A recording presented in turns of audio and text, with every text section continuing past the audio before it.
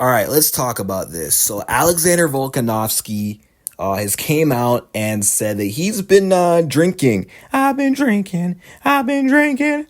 Had to throw in some drunken love. He was drinking ahead of UFC 294. Well, before getting the call, of course. And he said once he got the call, he's like, okay, I need to stop. I mean, actually, he said before getting the call, he realized he was drinking, like, I guess, too excessively. But I mean, I've been knowing that he was lazy and out of shape ahead of, getting the call. He was disappointed in himself, for not being disciplined, on a consistent basis like he usually is. Because this is what he had to say. He said, I've been known for being disciplined all year round, 24/7, and I just wasn't I wish it wasn't that time. I was really disappointed. I was more upset with who I was in the previous months leading up to that. I was drinking every day for like 3 or 4 days a week. Honestly, that's unheard of for me. Like every day, I've never done that. I mean, that's interesting, but Volk said like he wasn't like getting drunk or acting crazy in the house. He was just, cracking open a couple of bottles and cans and stuff like that and just having a good time, and honestly, I can kind of get why Volkanovski, was relaxed, after UFC 290, even though, yes, that's no excuse. Volk's known for always being disciplined. He should always be disciplined no matter what. He was coming off an arm surgery. So I do believe that if he didn't have a broken arm in the Yair Rodriguez fight, didn't need to get it operated on, I do think we would have seen a more active Volkanovski, a more disciplined Volkanovski who's active in the gym and in shape. I just think, given the fact that he couldn't really train until September or something like that, and he also just had a baby, I think those two things factoring in is why he took that downtime. And, the timing of getting the opportunity to fight Makhachev, it was very, very unfortunate for Volk because it was right when he was recovering from surgery and chilling because he was recovering from surgery. Like, the cards were just stacked. The odds were just stacked against Alexander Volkanovski. And yeah, he didn't need to take the fight because they already had a backup in place. And that backup was Mateusz Gamrot. It wasn't like 2022 when Volk was healthy and prepared to be the backup for UFC 280. This is different circumstances.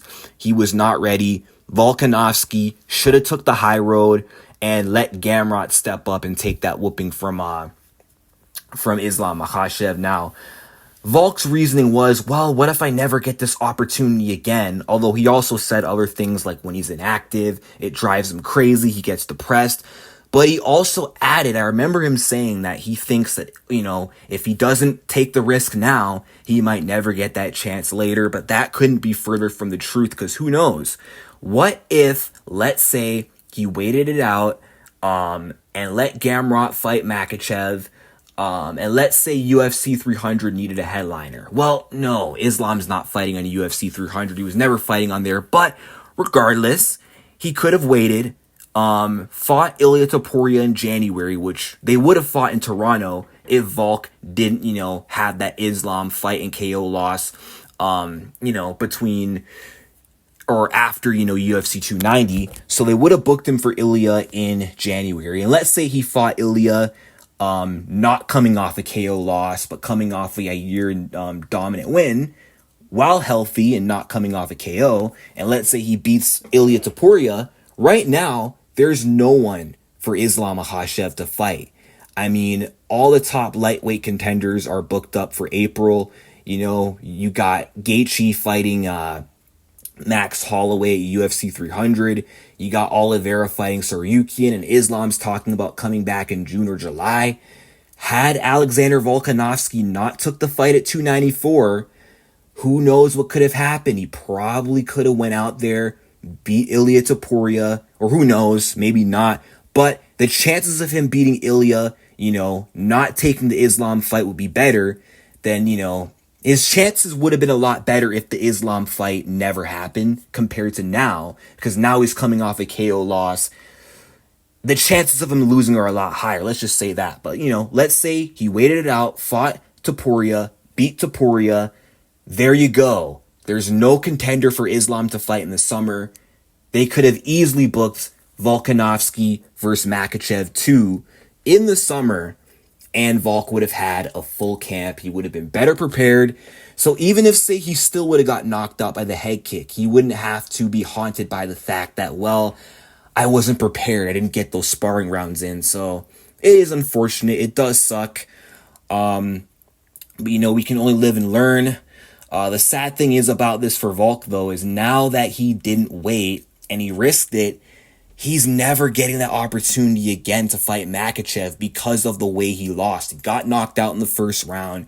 And not only did he get knocked out in the first round, he's 0-2 to the lightweight champion. So his hopes are that if, say, he does beat Topuria, he's got to defend his belt now 3 more times so that when he goes up again, he might have a case for rematching Islam a 3rd time, or he might have to climb up the rankings at lightweight, vacate the featherweight belt to earn himself a 3rd fight with Islam, or he's got to hope that someone beats Islam for the belt now. But as far as I'm concerned, another fight with Islam and a chance to fight for the 2nd belt is kind of in the rear view, as sad as it is to say. But it is what it is. Let me know what you guys think in the comments.